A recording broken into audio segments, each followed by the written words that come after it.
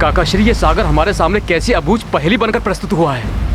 अब आप ही सुझाव दीजिए कि अब क्या करें।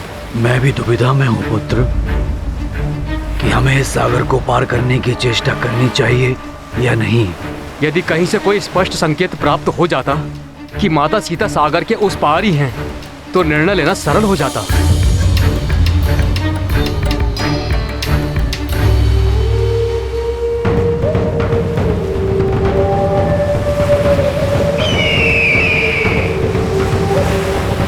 युवराज अंगद, किसे ज्ञात है कि सागर के उस पार क्या है?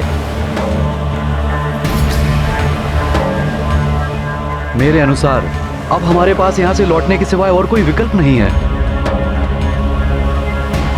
क्योंकि महाराज सुग्रीव के द्वारा हमें दी गई समय अवधि भी शीघ्र ही समाप्त होने वाली है। मित्र गंधमादन, समय भले ही बीत जाए और उसके फल स्वरूप महाराज सुग्रीव हमें मृत्यु दंड ही क्यों न दे दे, परंतु हमें अपने कर्तव्य पथ से विमुख नहीं होना चाहिए।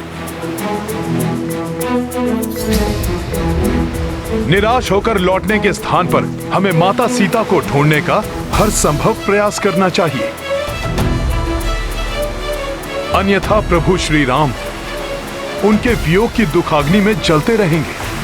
यदि हम अपने प्राण देकर भी माता सीता का कोई समाचार प्रभु श्री राम तक पहुंचा सके और उनकी पीड़ा हरने में सहायक बन सकें, तो हमारा जीवन सफल हो जाएगा।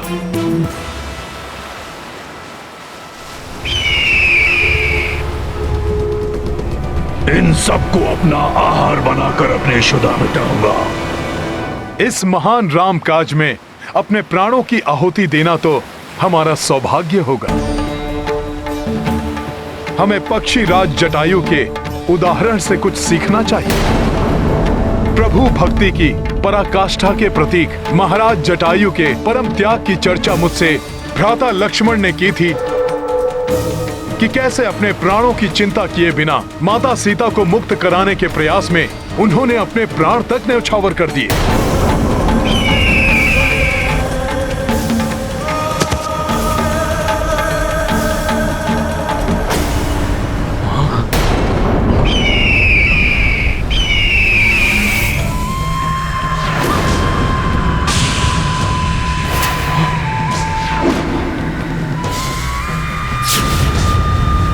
अब ये कौन सी नई आपदा आ गई? इतना विशाल काय पक्षी, कहीं ये हम सबको खाने तो नहीं आ रहा?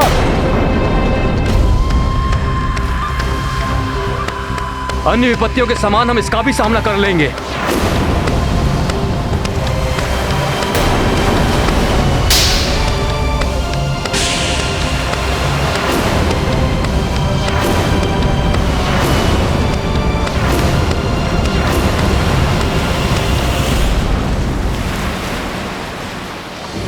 तुम अभी जटायु की बात कर रहे थे, क्या हुआ उसे?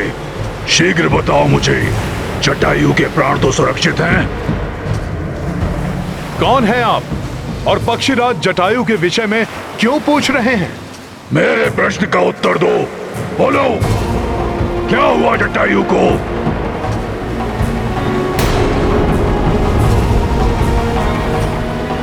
धीरज रखिए, मैं विस्तार से आपको सब बताता हूँ। अयोध्या नरेश महाराज दशरथ के ज्येष्ठ पुत्र श्री राम की पत्नी का हरण कर दुष्ट रावण उन्हें अपने पुष्पक विमान से किसी गुप्त स्थान पर ले जा रहा था।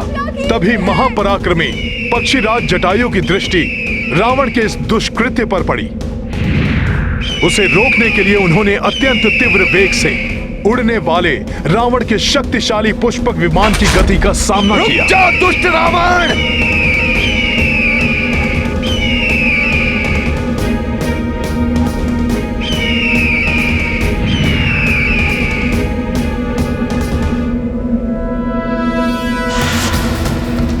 मेरे मार्ग को अवरुद्ध करने का तो साहस तुम्हें बहुत भारी पड़ेगा मूर्ख। मूर्खता मैंने नहीं, अभी तू देवी सीता का हरण करने का दुस्साहस कर तुमने की है रावण।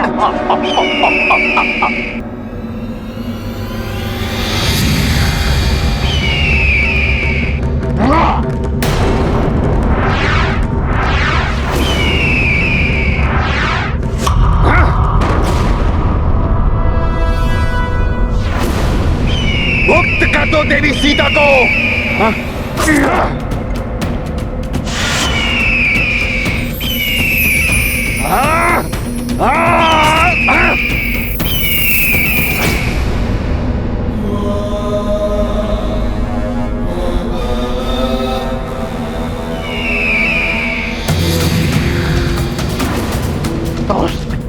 अभी दिखाता हूं तुम्हें।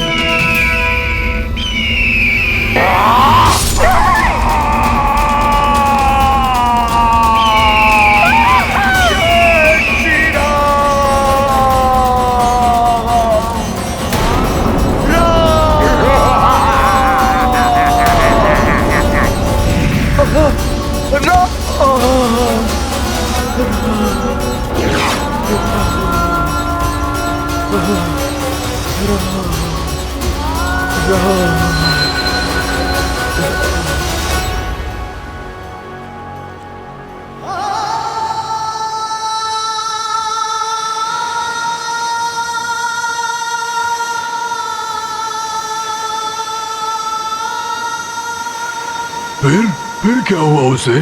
फिर उस क्षत विक्षत अवस्था में भी महाराज जटायु ने असहनीय कष्ट सहकर भी अपने प्राणों को अपने शरीर में संजो कर रखा और प्रभु श्री राम की प्रतीक्षा करते रहे। जब अपने भ्राता लक्ष्मण जी के साथ प्रभु श्री राम माता सीता को ढूंढते हुए उनके निकट पहुंचे, तब प्रभु को इस घटना का संपूर्ण विवरण देने के पश्चात ही जटायु जी ने अपने प्राण त्याग दिए।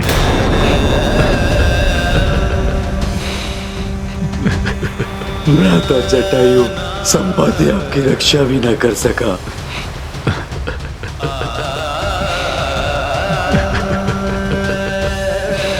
संपाति जी,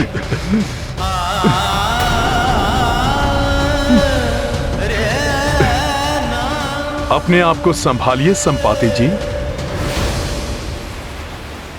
सदाचार और विनय का प्रतीक था मेरा अनुज जटायु। उसके विपरीत मैं दंभी और मूढ़ था। बहुत समय पूर्व अहंकारवश अपने उड़ने की शक्ति का प्रदर्शन करने के लिए मैंने उड़ान भरकर सूर्य देव तक पहुंचने की चेष्टा की थी, परंतु सूर्य देव की प्रखर ऊष्मा को मैं कहां सहन कर पाता। उनके समीप जाते ही मेरे पंख झुलस गए और पंख जल जाने के कारण उड़ने में असमर्थ हो मैं यहाँ आकर गिर पड़ा। उस दिन के उपरांत मैं कभी उड़ान नहीं भर पाया। मृत्यु मेरी होनी चाहिए थी, मेरे शूरवीर भ्राता की नहीं। अपने पंख खोकर तो मैं ये निरर्थक जीवन जीने का इच्छुक भी नहीं था, परंतु तभी मेरी भेंट मुनि निशाकर से हुई। उन्होंने मुझसे कहा कि प्रभु श्री राम की कथा सुनने और उनके कार्य में सहायक बनने से मेरा उद्धार होगा। तभी से मैं इसी प्रतीक्षा में यहाँ स्थित हूँ, और वैसे भी पंख रहित असहाय अवस्था में मैं जाता भी कहाँ। संपाति जी, मेरा सुझाव है कि आप सर्वप्रथम अपने दिवंगत भ्राता को तर्पण देकर उनकी आत्मा को शांति प्रदान करें। उसके पश्चात ही हमारा आपसे सहायता मांगना उचित होगा।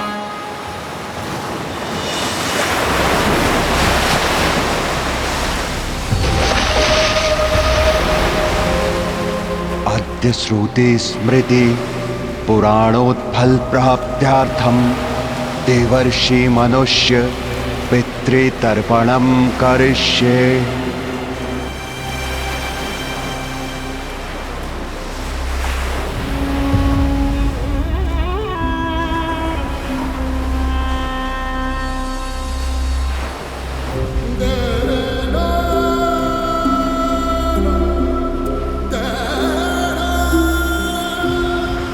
प्रभु तुम्हारी आत्मा को शांति दे जटायु।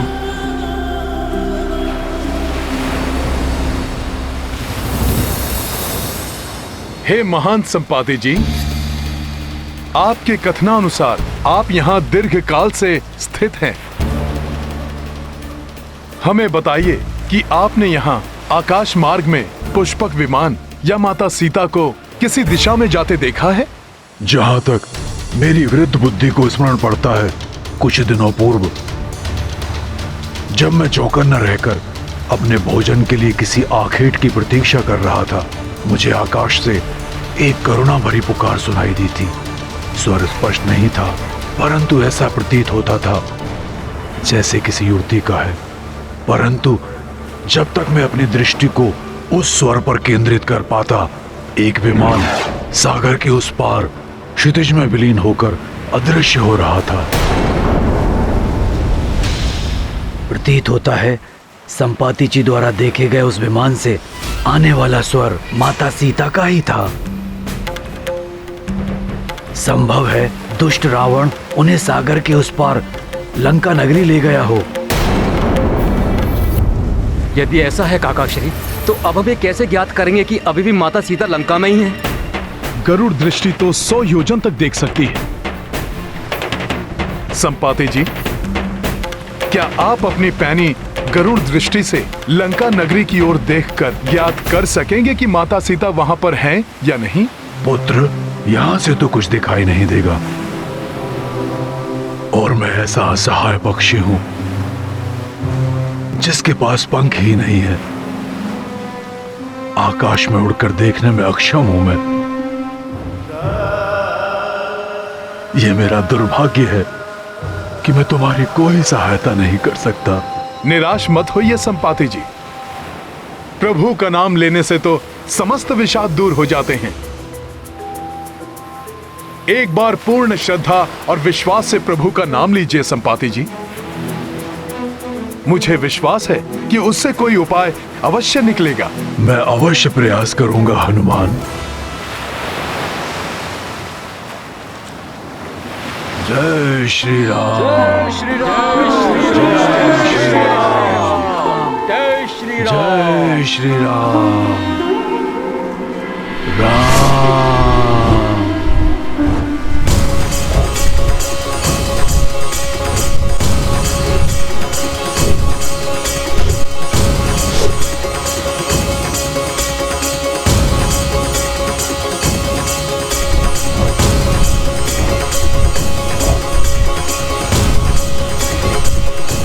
मैं धन्य हुआ प्रभु, मुझे नूतन पंख देकर आपने मुझे इस कार्य के लिए सक्षम बना दिया। जय श्री राम। जय श्री राम। जय श्री राम। जय श्री राम।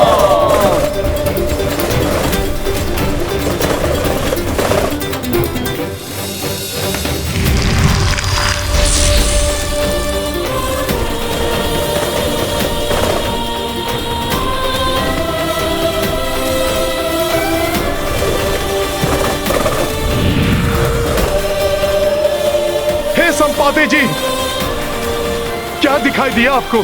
क्या आपको माता सीता के दर्शन हुए?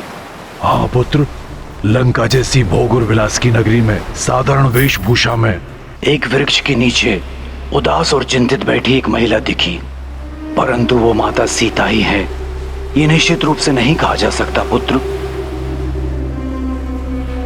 हो न हो वो माता सीता ही होंगी, अर्थात देवी स्वयं प्रभा ने हमें उचित स्थान पर भेजा था। प्रतीत होता है कि हम अपने लक्ष्य के निकट हैं। अब हम प्रभु श्री राम का ये महान कार्य पूर्ण करने की आशा कर सकते हैं। हाँ हनुमान जी, परंतु हमें इस बात की पुष्टि करनी होगी कि संपाति जी द्वारा लंका नगरी में देखी गई महिला माता सीता ही है। हाँ पुत्र, और ये भी कि प्रभु श्री राम के साथ हमारे यहाँ लौटने तक वो वहाँ सुरक्षित रहेंगी।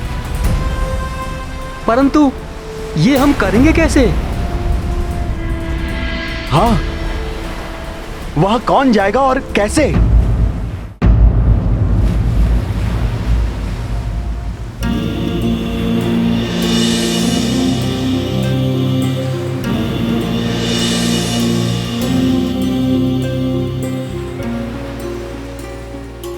नवीन पंख प्राप्त करने के पश्चात भी मेरे वृद्ध शरीर में इतनी सामर्थ्य नहीं कि मैं ये कार्य संपन्न कर सकूं।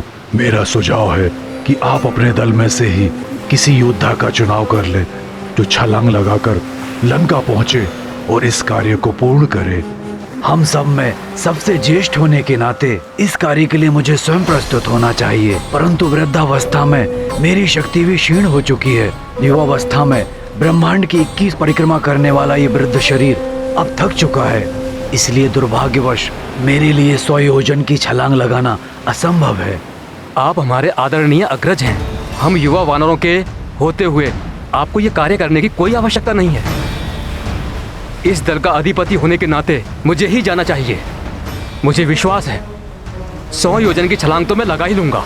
किंतु युवराज अंगद, ये दूरी आपको 2 बार तय करनी होगी। माता सीता की सूचना के साथ आपको वहाँ से वापस लौटना भी तो होगा। आप उचित कह रहे हैं काकाश्री, मैं पहुंच तो जाऊंगा, परंतु मुझे संदेह है कि इस श्रम के पश्चात मुझ में लौटने की शक्ति शेष रहेगी या।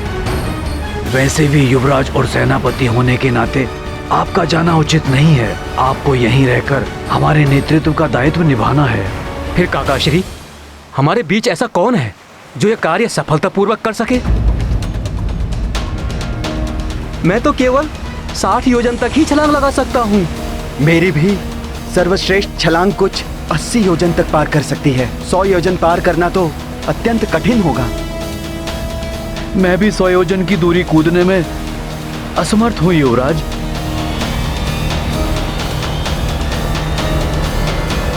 ये कैसी व्यवस्था है काकाश्री? अभी तक हम माता सीता का कोई चिन्ह प्राप्त करने वो कहाँ स्थित है इसका कोई संकेत ढूंढने के लिए भटक रहे थे, परंतु अब वो प्राप्त हुआ तो हम आगे बढ़कर उसकी पुष्टि करने में असमर्थ हैं।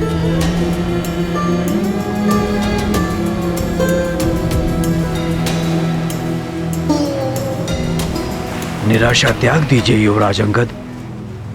मुझे ज्ञात है कि कौन ये असंभव कार्य अत्यंत सरलता से संभव बनाने में सक्षम है। जय हनुमान,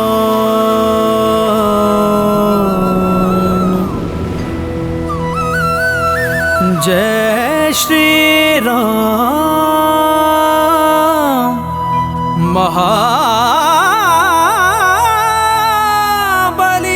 हनुमान।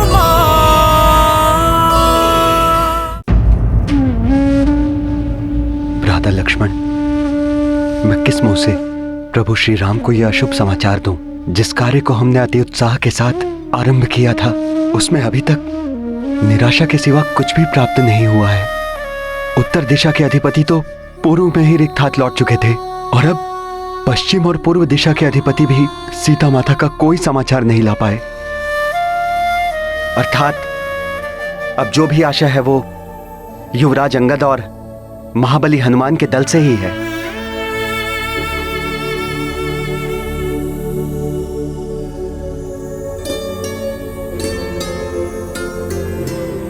हनुमान, अब तुम्हें ही इस रामकाज को पूर्ण करना होगा। हनुमान, अब तुम्हें ही इस अनंत सागर को पार कर उस पार जाना होगा।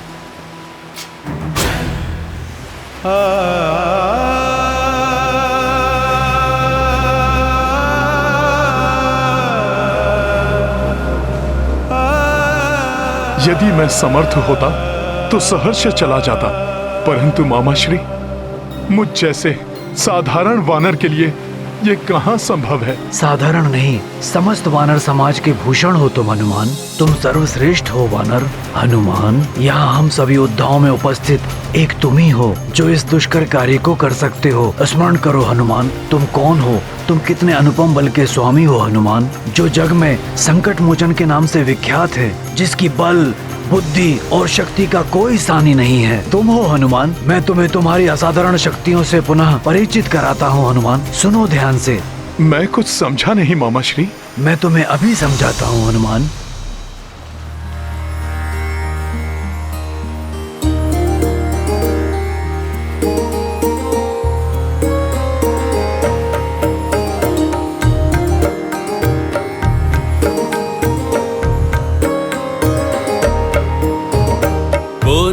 जानत है जग में कपि संकट मोचन नाम तिहारो, संकट मोचन नाम तिहारो। को नहीं जानत है जग में कपि संकट मोचन नाम तिहारो। संकट मोचन नाम तिहारो। अंजनी पुत्र हो केसरी नंदन, शिव के जो अंश शिवांश पुकारो। शिव के जो अंश शिवांश पुकारो। बाल समय भानु भक्षी लियो तुम, जान के फल कोई प्यारो प्यारो। जान के फल कोई प्यारो प्यारो। देव की ये बिनती तब छोड़ो, देव की ये बिनती तब छोड़ो, दिनकर जग में की उजियारो। को नहीं जानत है जग में कपि संकट मोचन नाम तिहारो। संकट मोचन नाम तिहारो।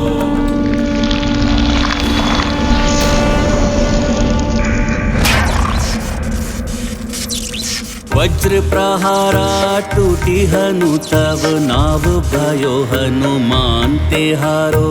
नाव भयो हनुमान तिहारो। आशीष रूपी वरदान अनगिन, देव सभी तुमको दे डारो। देव सभी तुमको दे डारो।